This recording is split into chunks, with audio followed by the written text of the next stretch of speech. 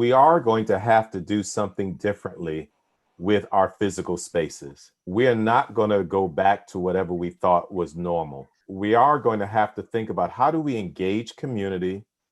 How do we utilize our physical assets, particularly our real estate, our buildings, differently as we move forward? One of the core premises of fishing differently is that if we're doing impact work, if we're doing kingdom work, then the resources that the membership is pooling together are insufficient to make the impact that is necessary in the communities where you are. And if we can believe that, then the impact is going to far exceed their internal resources. My first year at Bethel here in Morristown, when our church flooded, we didn't have flood insurance, we didn't have the resources to repair the building.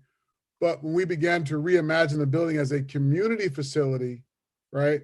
And how could we use this building, this land, this space to benefit the community, we were able to raise over $1 million to retrofit that building or reimagine that building so we could have a commercial kitchen, which then gave birth to the Table of Hope.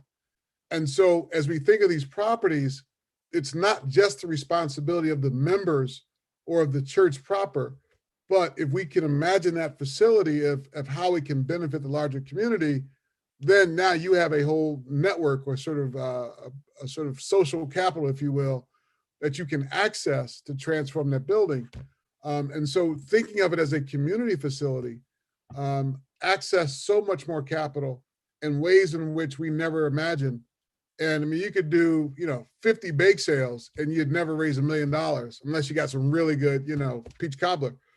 But but we were able to raise that $1 million in a defined period of time and renovate the church, so we could have a commercial kitchen.